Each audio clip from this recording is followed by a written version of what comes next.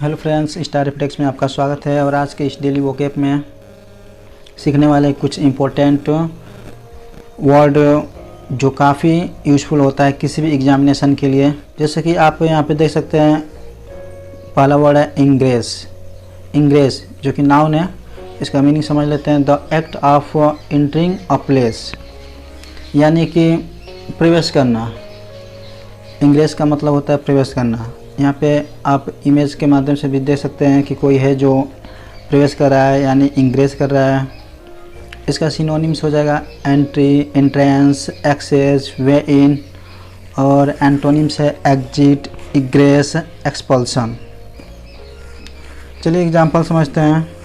Railway systems depend on easy ingress and egress at numerous point along the routes, यानी railway system मार्ग के साथ कई बिंदुओं पर आसान प्रवेश और निकास पर निर्भर करता है।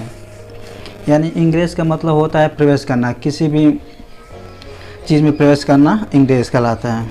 नेक्स्ट देखते हैं कन्वेन। कन्वेन का मतलब होता है कि एकत्र होना, यानी एक साथ काफ़ी लोगों का एकत्र होना। जैसे कि यहाँ पे देख सकते हैं meaning come or bring together for meeting or activity, यानी किसी भी कार्य के लिए या फिर किसी भी मीटिंग के लिए बहुत ज़्यादा काफ़ी मात्रा में जुटना, एकत्र होना कन्वीन होता है। सिनोनिम देखते हैं। सिनोनिम हो जाएगा assemble, gather, muster, collect. Antonyms है इसका डिस्पर्स, स्कैटर, स्प्लिट या डिसेंबल, यानी कि असेंबल मतलब कलेक्ट करना और डिस्पर्स मतलब छितराना, यानी कि अलग अलग हो जाना। एग्जाम्पल है He had convened a secret meeting of military personnel. उन्होंने सैन्य कर्मियों की एक गुप्त बैठक बुलाई थी, यानी कुछ सैन्य जो कर्मी थे गुप्त रूप में एक बैठक बुलाई थी, यानी लोगों को एकत्र किया गया था। नेक्स्ट देखते हैं पीस मील, जो कि एडजेक्टिव है। इसका मीनिंग है done or happening gradually at different times and often in different way rather than carefully plan at the beginning. इसका हिंदी अर्थ हो जाता है बराबर और धीमा। जैसे सिनोनिम देखते हैं ग्रेजुअल, प्रोग्रेसिव, मॉडरेट। और इसका एंटोनिम्स हो जाता है एब्रप्ट, सडन। एग्जाम्पल देखते हैं the village is slowly being killed up by piecemeal development, यानी टुकड़े टुकड़े विकास से गांव धीरे धीरे खत्म होता जा रहा है। यानी पीस मिल मतलब होता है बराबर और धीमा, कोई भी चीज़ बराबरी रूप से या धीमे धीमे खत्म होना पीस मिल होता है। नेक्स्ट देखते हैं एवाउड। इसका मीनिंग होता है स्वीकृत। डैट हैज़ बीन असर्टेड, यानी कुछ भी स्वीकार किया गया, स्वीकृत किया गया। एडमिटेड यानी स्वीकार करना होता है। सिनोनिम देखते हैं एक्नॉलेज, प्रोफेस्ड, एडमिटेड। एग्जाम्पल के माध्यम से समझने की कोशिश करते हैं। We are in dangers from the outside by our avoid enemies, यानी हम अपने कट्टर दुश्मन से बाहर से खतरे में हैं। नेक्स्ट देखते हैं गेज। गेज यानी मापना होता है। जैसे कि estimate or determine the amount, level or volume of, यानी किसी भी चीज़ को, किसी भी मात्रा को, किसी भी अमाउंट को मापना होता है गेज। सिनोनिम देखते हैं compute, work out, calculate. Example देखते हैं You can only gauge how well any tool works by putting it into action, यानी आप केवल यह अनुमान लगा सकते हैं कि कोई उपकरण कितनी अच्छी तरह काम करता है।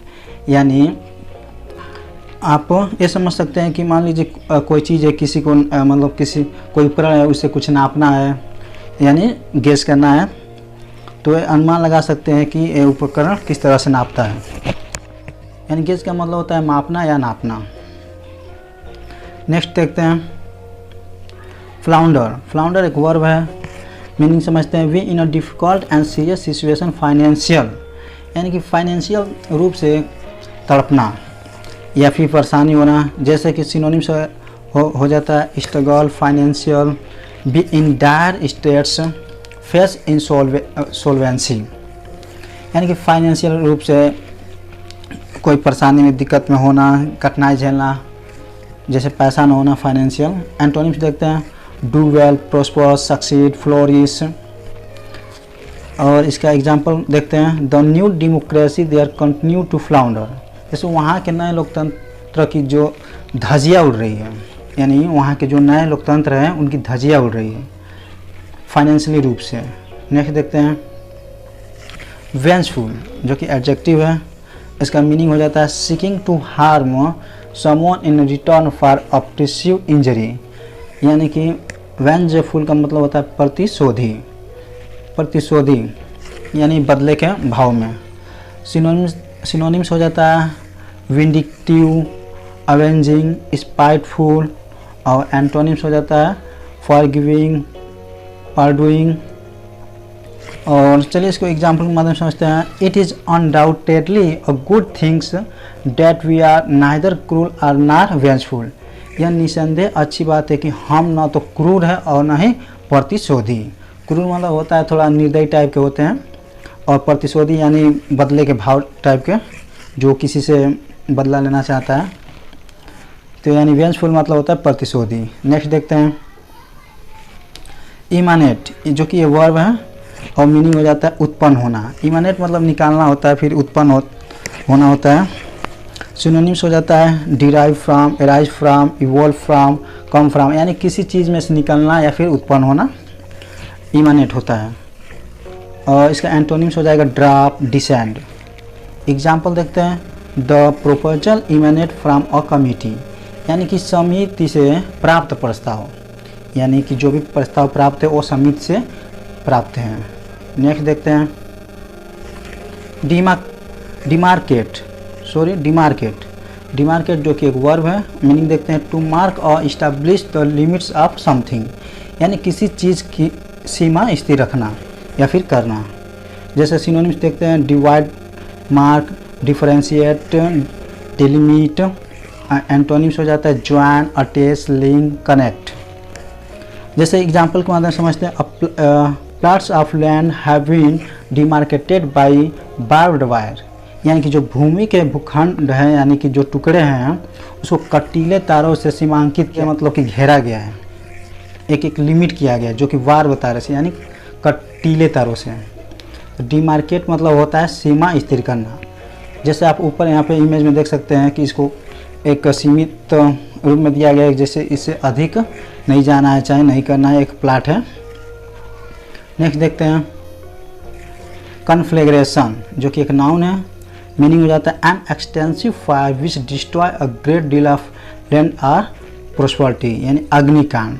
जैसे भारी मात्रा में जो आग है डिस्ट्रॉय किया है ग्रेट डील लैंड और प्रॉपर्टी, यानी कि जमीन को भी, भूमि को भी, और प्रॉपर्टी जो भी धन दौलत है। कन्फ्लेग्रेशन मतलब होता है अग्निकांड, बहुत अधिक मात्रा में अग्नि। सिनोनिम्स हो जाता है inferno, blaze, fire storm. Example देखते हैं the fire service were not adequate to deal with major conflagration, यानी आग लगने की घटना से निपटने के लिए जो फायर ब्रिगेड होते हैं, दमकल होते हैं, सेवा पर्याप्त नहीं थी, यानी कि आग इतना ज़्यादा था कि फायर ब्रिगेड भी कंट्रोल नहीं कर पा रहा था। तो आज के वीडियो में बस इतना ही। में कोई समझने में दिक्कत हो तो आप हमें कमेंट के माध्यम से पूछ सकते हैं, और मिलते हैं नेक्स्ट क्लास में। Thanks for watching this video.